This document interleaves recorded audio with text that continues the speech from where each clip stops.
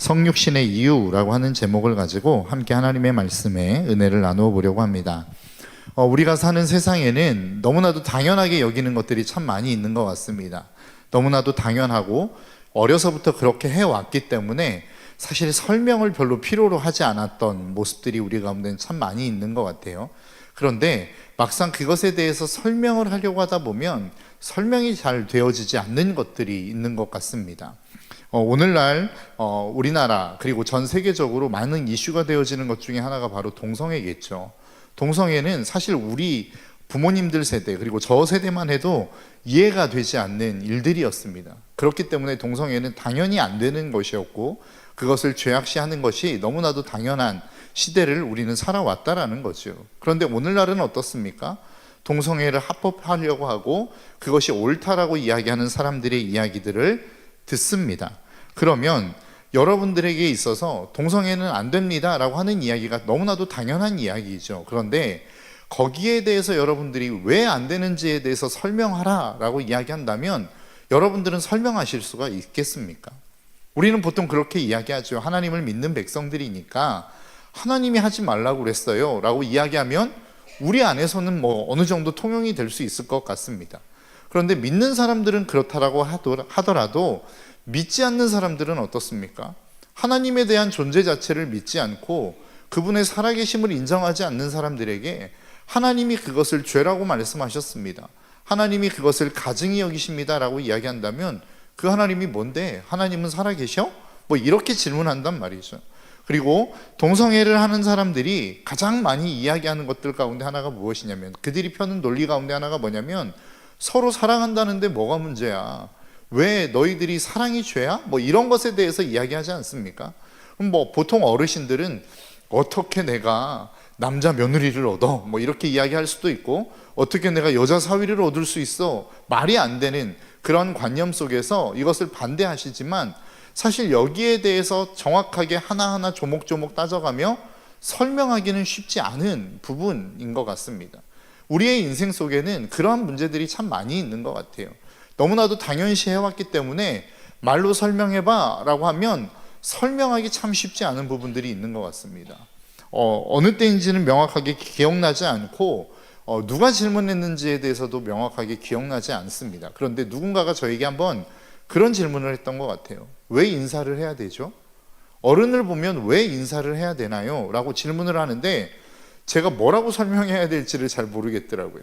어려서부터 저희는 그냥 부모님이나 어른들을 바라보면 인사하지 않으면 혼났습니다. 왜 인사 안 해? 이러면서 그냥 당연하게 인사를 해야 되는 것으로 알고 있었는데 왜 인사를 해야 돼요? 이렇게 질문을 하니까 사실 어떻게 설명해야 될지를 잘 모르겠더라고요. 여러분들은 어떠신가요? 우리의 삶에는 그런 문제들이 참 많이 있는 것 같습니다. 너무나도 당연시해 왔고 어려서부터 그렇게 살아왔기 때문에 그냥 우리는 당연하게 몸에 배었고 익숙한 삶을 사실 우리는 그것들을 설명해내기 쉽지 않은 부분들이 우리의 삶 가운데는 있더라라고 하는 것입니다. 이런 부분들이 신앙적인 질문에 있어서도 좀 있는 것 같아요. 어려서부터 그냥 인정해왔고 믿어왔고 그것들을 이해해왔기 때문에 그냥 그것들을 받아들였는데 누군가가 그것에 대해서 질문해 온다면 설명해봐 라고 이야기한다면 설명하기가 참 쉽지 않은 부분들이 우리 가운데는 있는 것 같습니다. 그러한 것들이 교리 중에도 있고 우리의 신앙생활 가운데도 분명하게 존재하는 것 같아요. 그런데 우리가 정말로 많이 들어왔고 당연시하지만 설명할 수 없는 부분들 가운데 하나가 바로 성육신의 사건인 것 같습니다. 성육신을 인정하지 않는 분들은 이 자리에 없을 거라고 생각해요. 하나님이신 예수 그리스도가 완전하신 인간의 몸을 입고 이 땅 가운데 오셨다라고 하는 그 성육신의 사건에 대해서 누구나가 다 믿고 있고 누구나가 다 인정하는 바입니다. 그런데 왜 예수님이 육신의 옷을 입고 오셨어야만 해? 라고 하는 질문에 대해서 우리가 그 질문을 대답하는 것 많이 생각해 보지 않았다라고 한다면 그 질문에 대해서 해답을 내리기는 참 쉽지 않은 것이 아닌가라고 하는 생각을 해봅니다. 우리가 이 땅 가운데 예수님이 인간의 몸을 입고 오셨다라고 하는 것을 많은 사람들이 압니다. 기본적으로 기독교인들은 다 알죠. 예수님이 이 땅 가운데 육신의 몸을 입고 오셨습니다. 그런데 그것은 그리스도인뿐만 아니라 예수님을 믿지 않는 사람들도 아는 내용입니다. 우리에게는 무엇이 있죠? 절기 가운데 성탄절이라고 하는 게 있습니다. 예수님이 이 땅 가운데 태어나신 날, 그래서 믿지 않는 사람들도 예수님이 육신의 몸을 입고 이 땅 가운데 오셨다는 것을 다 알고 있어요. 그런데 왜 육신을 입고 꼭 오셨어야만 했나요? 그 전능하신 하나님이 그냥 말로 용서하시면 안 되나요? 그냥 왜 굳이 우리와 같은 몸을 입고 오셔서 이 땅 가운데 그런 일들을 당하셨나요? 라고 질문했을 때 사실 질문에 대한 해답을 하는 것이 쉽지 않더라 라고 하는 것입니다. 그런데 오늘 본문에서는 왜 주님이 이 땅 가운데 육신의 몸을 입고 오셨어야만 했는지에 대해서 분명하게 말씀하고 있습니다. 오늘 본문 9절부터 시작해서 18절에 이르기까지 왜 예수님이 굳이 인간의 육신의 몸을 입고 이 땅 가운데 오셔야만 했는지, 그리고 그 육신의 몸을 입고 이 땅 가운데 어떠한 일들을 이루기를 원하셨는지, 그리고 그 예수 그리스도를 우리가 구주와 주인으로 믿고 있는 저와 여러분들의 삶은 어떠해야 되는지에 대해서 분명하게 말씀하고 있습니다. 그것을 오늘 본문은 6가지 정도로 이야기하고 있습니다. 첫 번째, 바로 예수님은 이 땅 가운데 왜 육신의 몸을 입고 오셨냐? 죽기 위해 오셨다라는 거예요. 오늘 본문 9절의 말씀입니다. 오직 우리가 천사들보다 잠시 못하게 하심을 입은 자, 곧 죽음의 고난 받으심으로 말미암아 영광과 존귀로 관을 쓰신 예수를 보니, 예수가 몸을 입고 육신의 몸을 입고 오셨다는 거예요. 그리고 난 다음에 그 다음에 이야기합니다. 이를 행하심은 하나님의 은혜로 말미암아 모든 사람을 위하여 죽음을 맛보려 하심이라. 예수님께서 이 땅 가운데 오신 이유, 굳이 육신의 몸을 이 땅 가운데 입고 오신 이유에 대해서 뭐라고 설명하고 있냐면 죽음을 맛보시기 위해서였다라고 이야기합니다. 하나님은 영이십니다. 육신이 아닙니다. 그리고 그분은 생명 그 자체이기 때문에 죽음이라고 하는 것을 경험하실 수 없는 분입니다. 그렇기에 그분은 죽음을 경험하기 위해서 이 땅에 육신의 몸을 입고 오셨다라고 성경은 우리에게 말씀하고 있는 것입니다. 우리는 주님을 따르는 사람들입니다. 그렇다고 한다면 그분이 오신 이유, 그분이 이 땅 가운데 살아가시는 그 삶의 방식대로 이 땅을 살아가는 사람들이죠. 주님이 제자들의 발을 씻기십니다. 그것을 우리는 보통 세족식이라고 이야기합니다. 그런데 그 세족식을 진행하시면서 주님께서 제자들에게 무엇이라고 가르치셨냐면 너희들도 나와 동일하게 이렇게 섬기는 모습으로 살아가라고 내가 본을 보이는 거야 라고 이야기하셨다라는 거예요. 그러니까 우리의 인생은 어떤 인생입니까? 내가 예수 그리스도를 믿습니다 라고 하는 것은 다른 말로 표현하면 나는 그분의 제자가 된 인생이라는 것이죠. 제자는 뭐예요? 단순하게 그분의 그냥 어떠한 좋은 것들만 따라가는 것이 아니라 그분이 나에게 좋은 것들을 주시기 때문에 나는 그냥 그분을 팬으로서 따라가는 사람들이 아니라 그분의 삶 자체를 따라가는 사람이라는 거예요. 그분이 살아간 발자취 자체를 고스란히 따라가는 사람들, 이게 그리스도인이라는 겁니다. 그러면 주님이 이 땅 가운데 육신의 몸을 입고 오신 이유에 대해서 그분이 죽기 위해 오셨다면 우리는 무엇을 위해서 살아야 되겠습니까?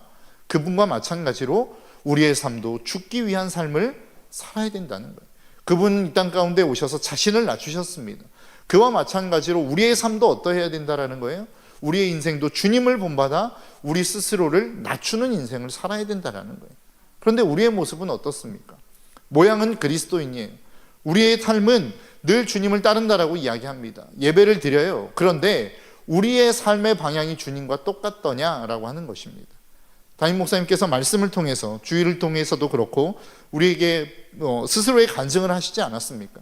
지금까지의 목회가 큰 교회 하기 위해서, 아니면 내가 성공한 목회자라고 하는 이름을 듣기 위해서 목회하셨다. 그런데 그것이 잘못되었다라는 것을 깨달았다라고 말씀하지 않습니까? 그런데 그것이 비단 담임 목사님의 이야기만으로 끝나는 이야기인가요? 저도 그렇고 많은 목회자들 안에 이런 마음이 없겠습니까? 왜 우리는 주님을 따른다라고 이야기하면서 우리의 이름과 우리의 명성과 내가 높아지고 내가 잘나지고 많은 사람에게 인정받기 위해서 우리는 이 땅을 살아가는가라고 하는 겁니다. 여러분, 주님이 이 땅 가운데 육신의 몸을 입고 오신 이유를 우리는 이 사순절을 보내며 분명히 알 수 있었으면 좋겠습니다. 그분은 하나님이십니다. 그분은 단순한 인간 가운데 잘난 인간이 아닙니다. 우리보다 조금 더 능력이 뛰어나신 인간에 불과한 분이 아니라는 거예요. 그분은 하나님으로서 완전한 인간의 몸을 입고 이 땅 가운데 오신 하나님 그 자체라는 겁니다. 그런데 그 하나님이 이 땅에 오신 이유가 무엇이냐라고 질문하는 그 인간들의 질문에 하나님이 가장 첫 번째로 대답했던 대답이 나는 죽기 위해 왔어 라고 대답하셨다라는 거예요. 그러면 우리의 삶은 어떠해야 되느냐는 거예요. 날마다 우리는 살고자 몸부림치고 높아지고자 몸부림치는 우리의 삶에서 벗어나야 되지 않겠느냐라고 하는 것입니다. 우리가 주님을 따른다면, 그분의 제자라면 우리 역시도 죽음을 향하여 나아가는, 내 스스로를 낮추는 삶의 자리로 나아가는 우리의 삶이 되어야 되지 않겠느냐라고 하는 것이죠. 저와 여러분들의 삶이 그러한 삶이 되시기를 주님의 이름으로 축복합니다. 두 번째는 오늘 보면 14절에서 이야기합니다. 자녀들은 혈과 육에 속하였음에 그도 또한 같은 모양으로 혈과 육을 함께 지니심은 죽음을 통하여 죽음의 세력을 잡은 자 곧 마귀를 멸하시며 라고 이야기합니다. 그러니까 예수님이 육신의 몸을 입고 이 땅 가운데 오신 첫 번째 이유는 죽기 위해서였어요.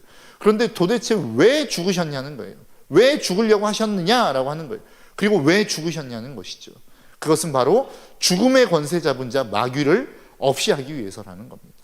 여러분, 영화 같은 것들을 보면 우리가 지금 계속해서 복제에 관한 이야기, 인간 복제에 대한 이슈가 한참 떠오를 때 인간 복제에 대한 영화를 다룬 내용이 있습니다. 제6의 날이라고 하는 영화인데요, 아놀드 슈왈츠제네거가 주연으로 나왔던 이야기입니다. 사람들이 자신의 DNA만 있으면 계속해서 그 인간을 죽어도 또 복제해낼 수 있는 거예요. 죽으면 또 복제해내고 죽으면 또 복제해내고. 그런데 여러분, 우리가 죽음을 맛보죠. 그런데 죽어도 살 수 있다고 하면은 여러분 어떠시겠습니까? 우리의 인생 가운데 죽음이 눈앞에 있어요. 그런데 그 죽음은 영원한 죽음이 아니라 또 다른 생명의 시작이라고 한다면 여러분, 그 죽음을 우리가 겁낼 이유가 있겠습니까? 이 세상에 수많은 사람들은 죽음을 겁내합니다. 그러나 그 어떤 인간도 사실 죽음을 피해갈 수는 없는 것이죠. 일찍 죽느냐 늦게 죽느냐의 차이일 뿐이지 인간은 누구나가 다 죽음을 맛볼 수밖에 없게 되어 있습니다. 그런데 그 죽음이라고 하는 절망 가운데 있는 인간 가운데 주님이 이 땅 가운데 찾아오셨다라는 거예요. 왜요? 그 죽음의 권세 잡은 자 마귀를 멸하기 위해서 오셨다라는 겁니다. 우리의 인생 가운데 우리를 그토록 두렵게 만들고 걱정하게 만들고 근심하게 만드는 그 마귀의 일을 주님이 완전히 멸하게 하기 위해서 이 땅 가운데 오셨다라는 것이죠. 그렇기 때문에 저와 여러분들의 삶은 그 마귀로부터 해방되어진 삶을 살아갈 수 있어야 된다라는 거예요. 더 이상 두려워하지 않을 수 있고, 마귀라고 하는 그 존재를 우리는 인정하지만 더 이상 그 존재에 대해서 두려워하지 않을 수 있는 이유는 무엇입니까? 그분이 그 마귀의 권세를 이겼기 때문이라는 것입니다. 그래서 여러분들의 인생 가운데 마귀의 존재를 인정하십시오. 왜 자꾸 우리는 마귀가 없다고 이야기하는지 모르겠어요. 성경은 분명하게 우리의 인생 가운데 마귀가 존재한다라고 이야기합니다. 그러나 그 마귀는 우리가 겁낼 존재가 아니라고 말씀하고 있는 거예요. 그렇기 때문에 우리는 당당할 수 있고 그 마귀 앞에 힘있게 설 수 있는 존재라고 하는 사실을 저와 여러분들이 잊지 않으시기를 주님의 이름으로 축복합니다. 세 번째 이유는 오늘 본문 15절의 말씀입니다. 또 죽기를 무서워함으로 한평생 매어 종노릇하는 모든 자들을 놓아주려 하심이라. 여러분, 우리의 인생 가운데 참 많은 시간들을 보내는데 그 시간들 가운데 사실 먹고 자고 이렇게 하는데 굉장히 많은 시간을 보내지 않습니까? 기본적으로 우리의 인생 속에 3분의 1을 잠자는 데 쓴다고 하죠. 그런데 많은 의사들이 이야기하기를 사실 잠을 많이 자야, 충분한 잠을 취해야 우리의 인생이 건강하다라고 이야기합니다. 그러니까 많은 시간들을 건강을 위해서 우리가 시간을 쓰고 물질을 쓰죠. 그 이유는 무엇입니까? 건강하게 오래 살고 싶은 거예요. 사실은 더 나아가서는 죽고 싶지 않은 것이죠. 그러니까 많은 권력자들, 진시황으로부터 시작해서 수많은 권력을 가졌던 사람들은 자신이 영생하기를 원했습니다. 그래서 불로초를 구하기도 하고 오래 살 수 있는 방법들을 고안해내지 않았습니까? 그런데 주님이 우리의 가운데 말씀하시는 건 뭐예요? 그 죽기를 무서워함으로 한평생 매여 종노릇하는 모든 자들을 놓아주려고 주님이 이 땅 가운데 육신의 몸을 입고 오셨다라는 것입니다. 여러분들의 인생 가운데 아직도 죽음이 두려우신가요? 죽음 앞에 서는 자는 누구나 다 두려울 수밖에 없는 것 같습니다. 저도 두렵고 여러분도 두렵죠. 그런데 그 두려움을 뛰어넘게 만드는 일들이 있다라는 것이죠. 앞에서도 말씀드렸던 것처럼 우리의 인생이 또 다른 생명의 시작이라고 한다면 한 아이가 엄마 뱃속에서 10달 동안 자랍니다.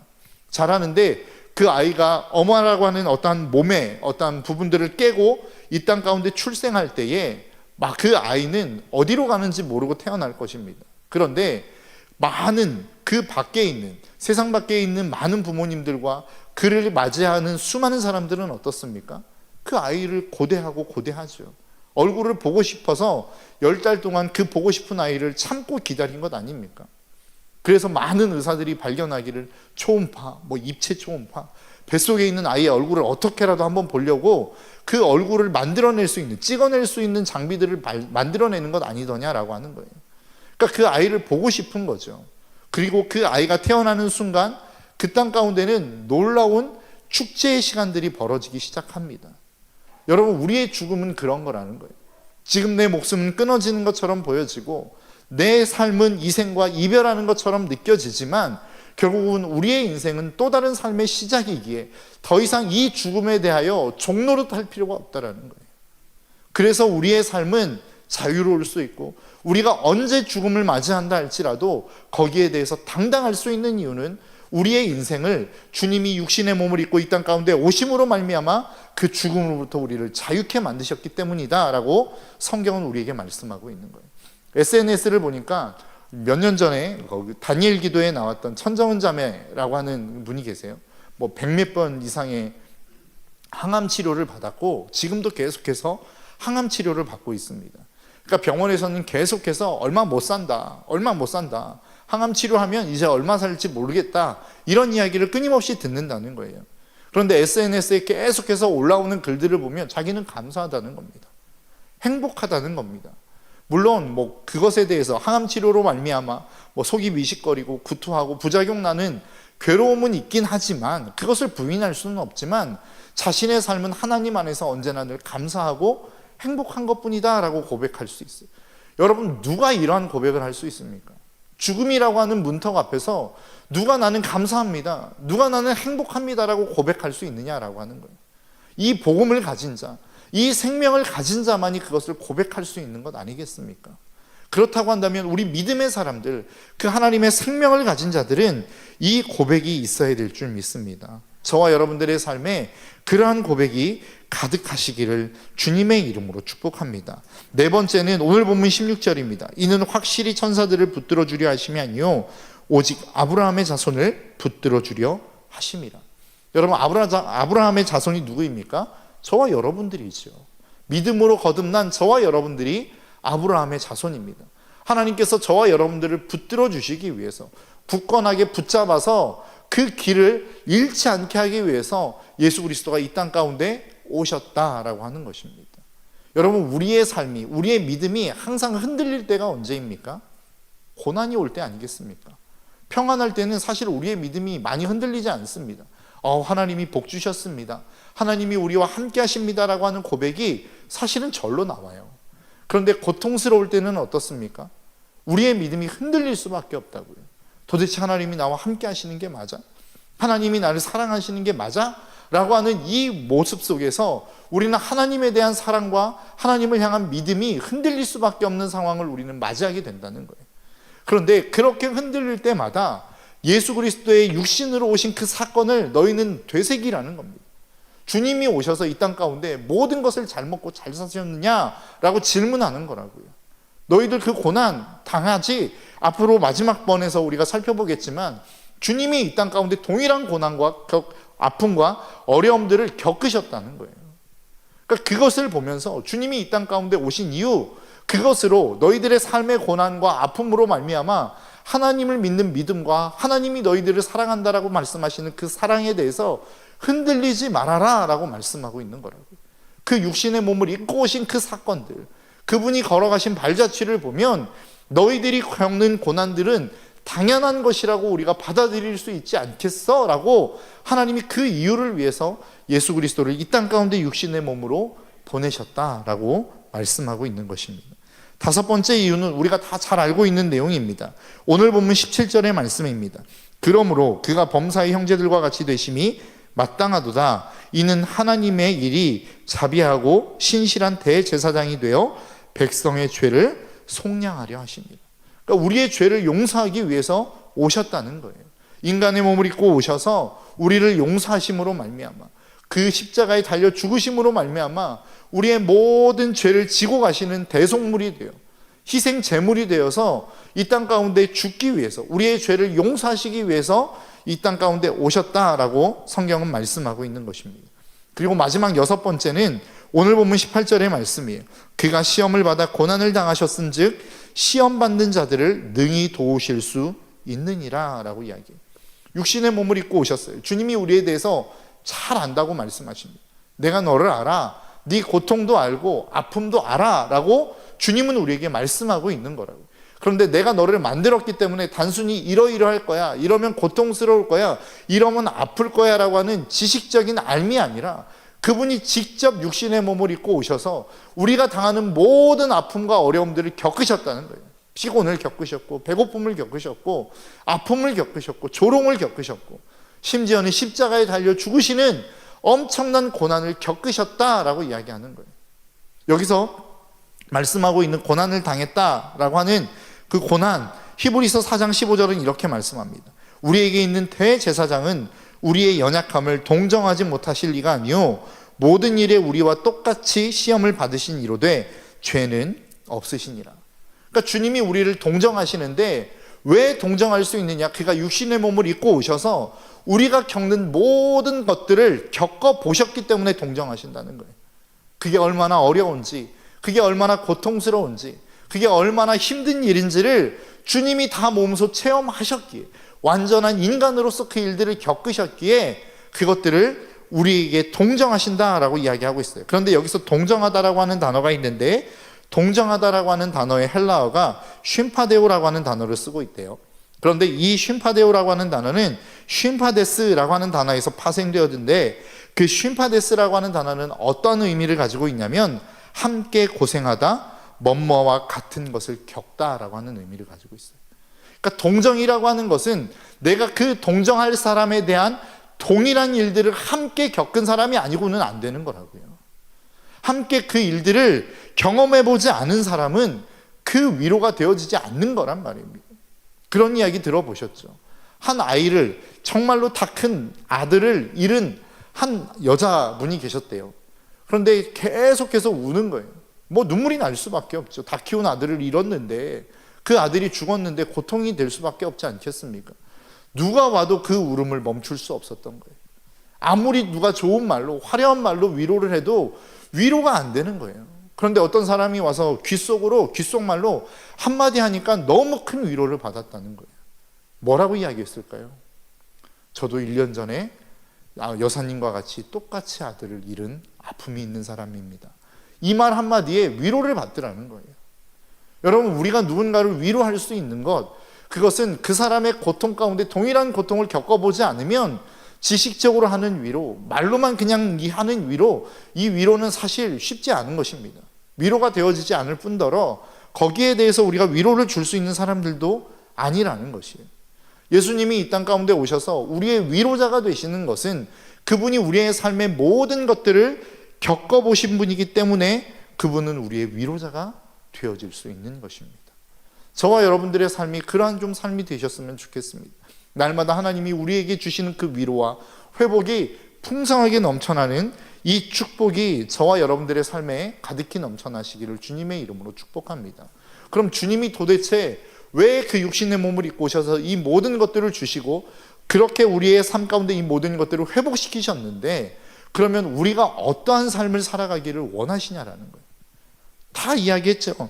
오늘 본문을 통해서 살펴본 것과 같이 우리는 그 죽음을 맛보신 자리에서 우리 스스로를 겸손하게 살아가기를 주님은 원하고 계십니다. 또 우리가 이 땅 가운데 있는 모든 마귀의 권세를 멸하며 살아가기를 원하고 계신다는 거예요.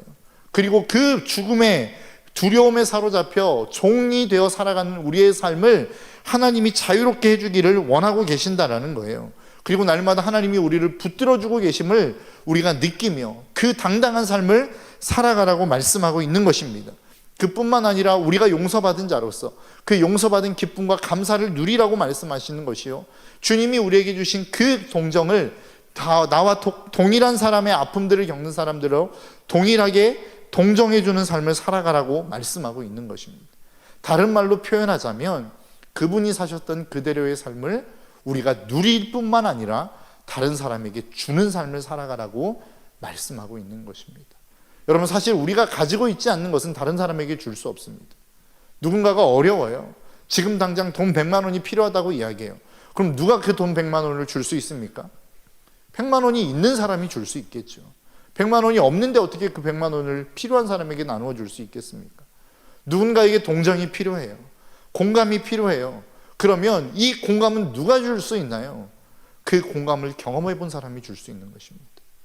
내가 누군가에 대해서 정말로 위로를 주고 싶다면 그 위로는 내 안에 가득한 그 위로를 경험해 본 사람만이 그 위로를 줄 수 있는 거예요.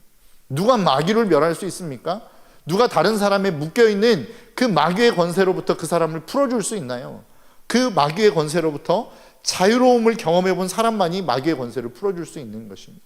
그러니까 우리의 인생은 누군가의 개척자의 삶을 살아가기를 주님은 원하고 계시는 거라고요. 많은 사람들은 이야기하죠. 특히 오늘날의 세대는 그런 것 같습니다. 말씀으로 살 수 없어 라고 이야기하잖아요. 어떻게 그렇게 살아? 어떻게 우리 스스로를 낮추며 살아? 왜 살아도 모자랄 판에 왜 죽기 위해서 살아? 라고 이야기하는 사람들이 참 많죠. 그러니까 어떻게 보면 말씀으로 살아가기가 불가능한 것처럼 보여지는 시대를 우리는 살아가고 있다는 거예요. 하나님이 저와 여러분들에게 요구하시는 게 무엇일까요? 그럼에도 불구하고 말씀으로 살아내는 사람들이 있다라고 하는 것을 보여주라는 것 아니겠습니까? 그러한 한 사람이 걸어가기 시작하면 다른 사람은 그 길을 바라보며 쫓아온다고요. 지금은 방송인으로 활동하고 있지만 전 골프 선수였던 박세리라고 하는 방송인이 있습니다. 그녀가 1998년도에 LPGA 우승을 하면서 부각되기 시작했어요. 그 이름이. 그런데 그 박세리를 많은 사람들은 뭐라고 부르냐면 한국 골프의 개척자라고 이야기합니다. 왜 그런가요? 박세리가 등장하기 전까지는 감히 누가 LPGA에 도전하려고 하는 꿈을 꾸지 못했어요. 우리는 가봐야 안 돼. 우리는 해도 안 돼. 우리는 그 많은 실력자들에서 우리가 싸워서 이길 수 없어 라고 하는 인식들이 가득했다고요. 그런데 우리나라 사람이 느닷없이 혜성처럼 딱 등장하더니 LPGA에서 우승을 했어요. 그러더니 한 번으로 끝나지 않고 계속 우승을 하는 겁니다. 그러니까 많은 사람들이 골프를 시작하기 시작했어요. 그때 골프를 시작했던 아이들을 세리키즈라고 부릅니다. 그 아이들 가운데 참 많은 유명한 골프 선수들이 탄생하기 시작했어요. 만일 박세리라고 하는 그 여자 골프 선수가 아직 등장하지 않아서 어떤 누구도 LPGA에 도전하려고 하는, 그래서 거기에서 우승해 본 경험이 있는 사람이 탄생하지 않았다고 한다면 우리나라의 골프 역사상 아직까지 그 어느 누구도 LPGA에는 도전하려고 하지 않을 것입니다. 왜 그런 일들이 일어날 수 있었나요? 누군가가 그 길을 걸어갔던 사람이 있기 때문입니다. 그 길에 도전해서 당당하게 그 승리를 맛본 사람이 있기 때문이라는 거예요. 우리의 믿음도 저는 마찬가지라고 생각합니다. 왜 믿음의 사람들이, 왜 더 나은 믿음의 사람들이 하나님의 말씀을 듣고 그 말씀을 쫓아가는 사람들이 없나요? 목회자라고 하는 저로부터 시작해서 그 말씀의 길을 걸어가는 길을 보여주는 사람이 없기 때문 아니겠습니까? 그 길을 살아내도 우리가 이 땅 가운데 충분히 위대한 삶을 살 수 있어. 그 삶이 훨씬 더 아름다운 삶이 될 수 있어 라고 하는 그 삶을 보여주는 사람이 없기 때문 아니겠어요? 주님이 이것을 보여주셨다는 거예요. 육신의 몸을 입고 오셔서 그렇게 사는 길이 있다라고 하는 것을 보여주셨다는 거예요. 모든 것을 힘으로 찍어 누르고 권세 있는 사람이 최고가 되는, 힘 있는 사람이 약한 사람들을 억누르고 억압하고 착취하는 그 세대 속에서 겸손히 진짜 하나님의 나라의 삶이야. 그렇게 사는 것을 하나님이 기뻐해 라고 하며 하나님이신 예수 그리스도가 그 삶을 살아내셨다는 거예요. 그러면서 우리에게 그 삶을 요구하고 있는 것입니다. 너희들도 내 제자라고 한다면, 너희들이 정말로 나를 믿고 따라오는 제자라고 한다면 너희들도 그 삶을 살아낼 수 없겠니? 우리에게 도전하시는 거란 말이에요. 이 사순절의 기간을 보내면서 저와 여러분들이 예수 그리스도께서 이 땅 가운데 육신의 몸을 입고 오신 그 이유를 다시 한번 고민해보고 다시 한번 우리의 삶 가운데 묵상해 볼 수 있는 축복의 시간이 될 수 있기를 주님의 이름으로 축복합니다. 저와 여러분들이 그냥 이름만 그리스도인이 아니라, 무늬만 그리스도인이 아니라, 종교 생활하는 종교인들이 아니라 진짜 예수 그리스도를 쫓아 살아가는 믿음의 사람들, 예수 그리스도의 제자가 되는 저와 여러분들의 삶이 되실 수 있기를 주님의 이름으로 축복합니다. 그래서 날마다 이 땅 가운데 하나님의 나라로, 하나님의 말씀대로, 하나님의 뜻대로 살아도 결코 망하지 않는다라고 하는 것을 보여주는 사람들이 우리 신덕교회 여기저기서 일어날 수 있었으면 좋겠어요. 야, 어떻게 그렇게 살 수 있어? 말씀대로 살면 다 죽는 거야 라고 이야기하는 사람에게, 야, 우리 신덕교회 그렇게 사는 사람이 있거든. 그렇게 살아도 아무 문제 없이 살더라. 그렇게 살아도 그렇게 아웅다웅하며 정말로 그렇게 아둥바둥하는 사람보다 훨씬 더 멋있게 살더라 라고 하는 그 믿음의 간증의 사람들이 이곳에서 수없이 많이 나오기를 주님의 이름으로 축복합니다. 하나님은 저는 이것을 위해서 저와 여러분들을 부르셨다고 믿습니다. 이러한 삶을 보여주라고, 그 삶을 걸어가라고, 그렇게 살면 하나님이 책임지신다라고 이것들을 보여주기 위해서 저와 여러분들의 삶을 부르셨다라고 믿습니다. 여러분, 이 삶이 저와 여러분들의 삶 가운데 충만하게 임할 수 있기를 주님의 이름으로 축복합니다. 이 시간 우리 함께 좀 찬양하며 나아갔으면 좋겠습니다. 그가 오신 이유라고 하는 찬양인데요, 여러분 조금 생소하실 수 있을지 모르겠습니다. 그러나 가사를 좀 잘 묵상하시면서 주님이 이 땅 가운데 오신 그 이유들을 우리가 다시 한번 고민해보고 되새겨보는 시간이 되기를 간절히 소망합니다.